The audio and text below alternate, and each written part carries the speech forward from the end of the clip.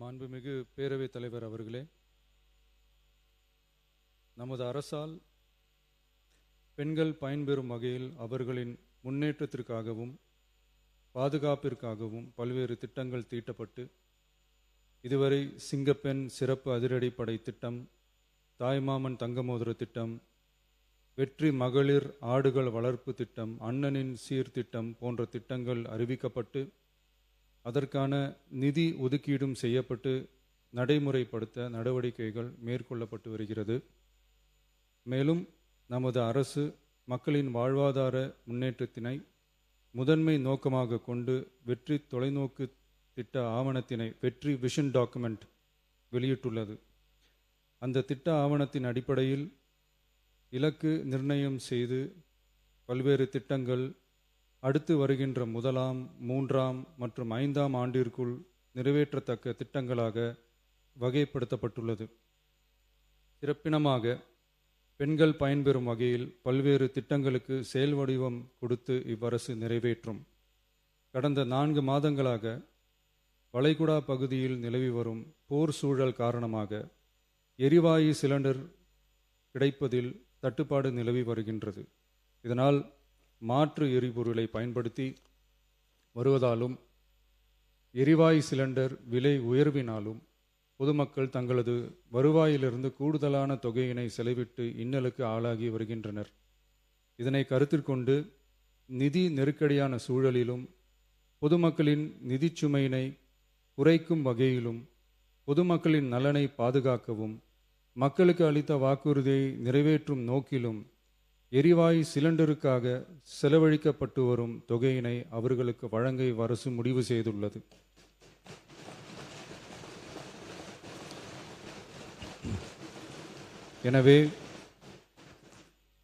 எனவே குடும்பத் தலைவிகள் பயன்பெறும் வகையில் முதல் கட்டமாக அன்னபூர்ணி சூப்பர் 6 திட்டத்தில் ஆண்டிற்கு 3 விலையில்லா எரிவாயு சிலிண்டர்கள் வழங்கப்படும்.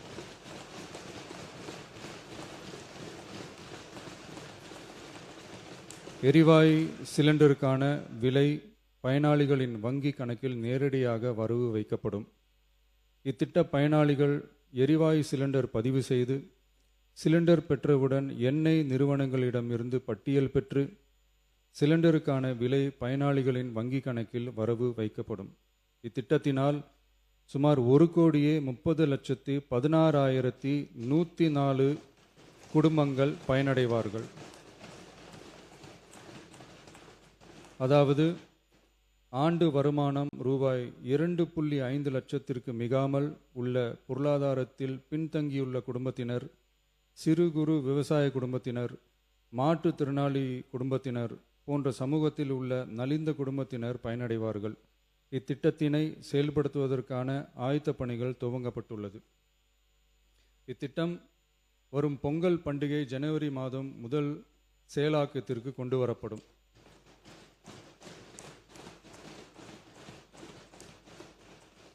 இத்திட்டத்திற்காக ஆண்டுதோறும் தோராயமாக 4000 கோடி ரூபாய் ஒதுக்கீடு செய்யப்படும் என்பதை மாண்புமிகு பேரவைத் தலைவர் வாயிலாக இந்த அவைக்கு தெரிவித்துக் கொள்ள விரும்புகிறேன்.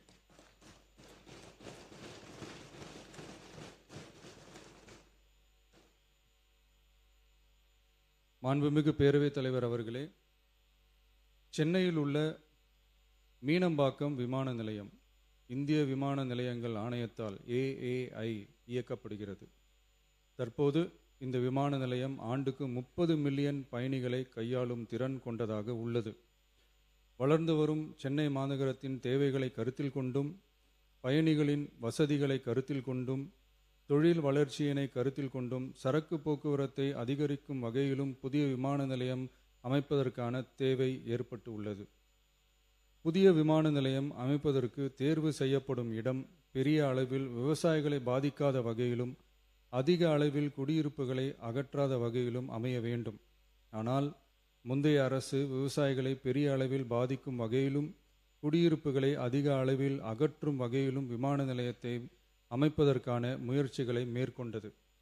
ஏகனாபுரம் மற்றும் இதர கிராம மக்கள் இந்த விமான நிலையம் அமைப்பதை எதிர்த்து நடத்திய போராட்டங்களை அறிந்து நான் 20/1/2025 அன்று அப்பகுதிக்கு சென்று அங்குள்ள மக்களின் குறைகளை கேட்டறிந்து பின்வரும் அறிவிப்புகளை வெளியிட்டேன். சென்னை பரந்தூர் மற்றும் அதனை சுற்றியுள்ள 12 கிராமங்களில் அமைய இருக்கும் விமான நிலையத்தை எதிர்த்து போராடும் மக்களுடன் நான் உறுதியாக நிற்கிறேன்.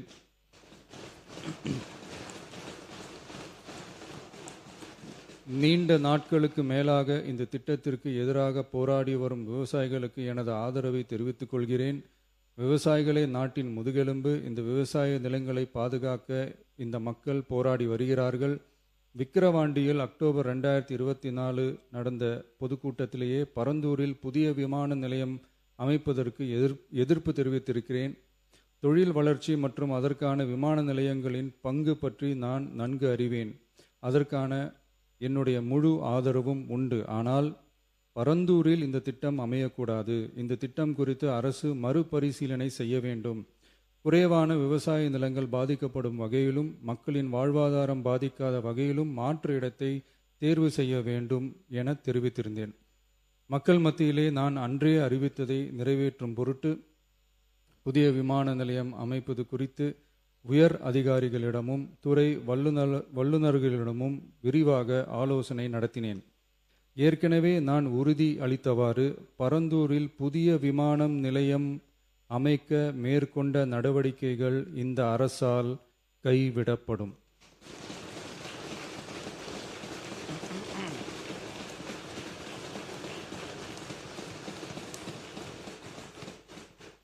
துறை சார்ந்த வல்லுநர்கள் மற்றும் கல்வியாளர்கள் ஆகியோர்களிடம் கலந்தாலோசித்து விவசாய நிலங்கள் மற்றும் குடியிருப்புகளுக்கு பெரிய அளவில் பாதிப்பு ஏற்படாதவாறு புதிய விமான நிலையம் அமைப்பதற்கான பொருத்தமான சில மாற்று இடங்கள் தேர்வு செய்யப்பட்டுள்ளன. அவ்விடங்களில் தொழில்நுட்ப ரீதியான சாத்தியக்கூறுகளை சம்பந்தப்பட்ட துறைகள் மூலம் விரிவான ஆய்வு மேற்கொண்டு புதிய விமான நிலையத்திற்கான இடம் விரைவில் இறுதி செய்யப்படும். இதற்கிடையில் சென்னை மீனம்பாக்கம் விமான நிலையத்தை மேலும் விரிவாக்கம் செய்து அதன் வடமேற்கு பகுதியில் ஆண்டுக்கு கூடுதலாக 20 மில்லியன் பயணிகளை கையாளக்கூடிய டெர்மினல் 5 என்ற புதிய பயணிகள் முனையம் அமைக்க ஏர்போர்ட்ஸ் அத்தாரிட்டி ஆஃப் இந்தியாவுடன் இணைந்து அணுகுசாலை மற்றும் மேம்பாலம் அமைப்பதற்கான நடவடிக்கைகள் மேற்கொள்ளப்படும். சென்னை மீனம்பாக்கம் விமான நிலையத்தில் தற்போது நடைபெற்று வரும் டெர்மினல் 3 பயணிகள் முனையம் கட்டுமான பணிகள் முடிவுற்ற பின் ஆண்டுக்கு 35 மில்லியன் பயணிகளை கையாளக்கூடியதாக இருக்கும். மேலும் புதிய டெர்மினல் 5 பயணிகள் முனையம் செயலாக்கத்திற்கு பிறகு ஆண்டுக்கு மொத்தம் 55 மில்லியன் பயணிகளை கையாளக்கூடியதாக இவ்விமான நிலையம் இருக்கும். இதன் மூலம் சென்னை விமான நிலையத்தின் சேவைகள் மேம்படுத்தப்படுவதோடு பயணிகளின் போக்குவரத்து தேவை புதிய விமான நிலையம் அமைக்கப்படும் வரை பூர்த்தி செய்யப்படும்.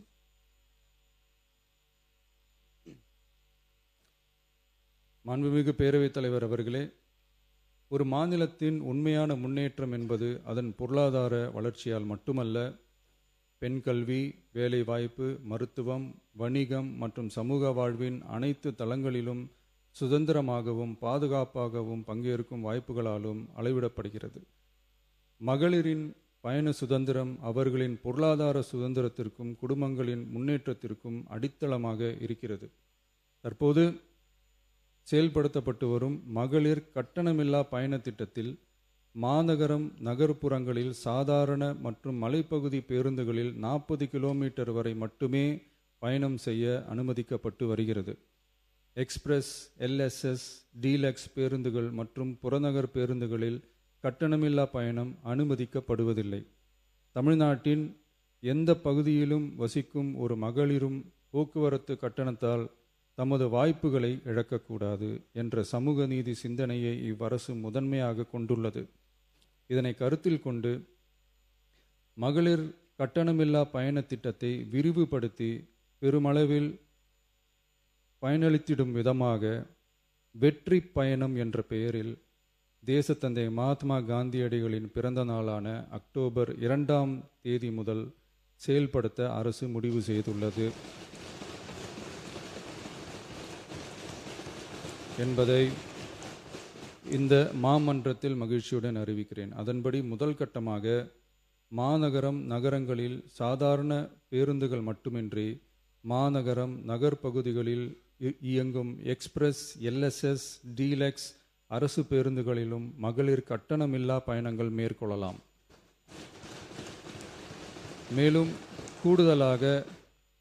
மேலும் கூடுதலாக மாவட்டங்களுக்கிடையே பயணம் மேற்கொள்ள ஏதுவாக புறநகர் மற்றும் மலைப்பகுதிகளில் சாதாரண கட்டண பேருந்துகளிலும் மகளிர் கட்டணமில்லா பயணங்கள் மேற்கொள்ளலாம்.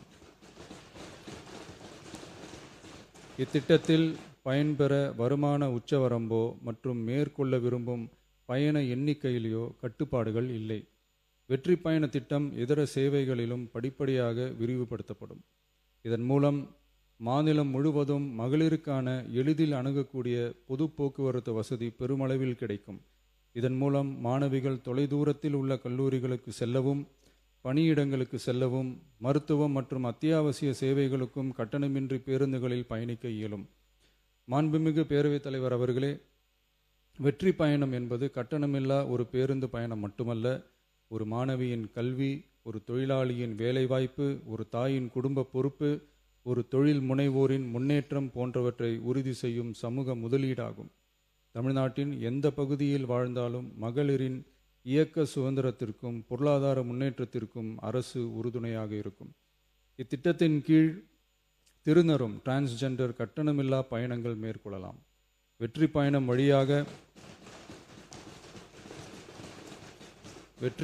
வழியாக மகளிரின் வாய்ப்புகள் விரிவடைந்து குடும்பங்கள் முன்னேறி சமூக நீதியும் சமத்துவமும் நிலை பெற்று வளமான வெற்றி தமிழ்நாட்டை உருவாக்கும் நமது பயணம் மேலும் வலுப்பெறும் என்பதை தெரிவித்துக் கொள்கிறேன். இத்திட்டத்தை செயல்படுத்துவதன் மூலம் ஆண்டுதோறும் தோராயமாக 6000 கோடி ரூபாய் செலவினம் ஏற்படும். நன்றி, வணக்கம்.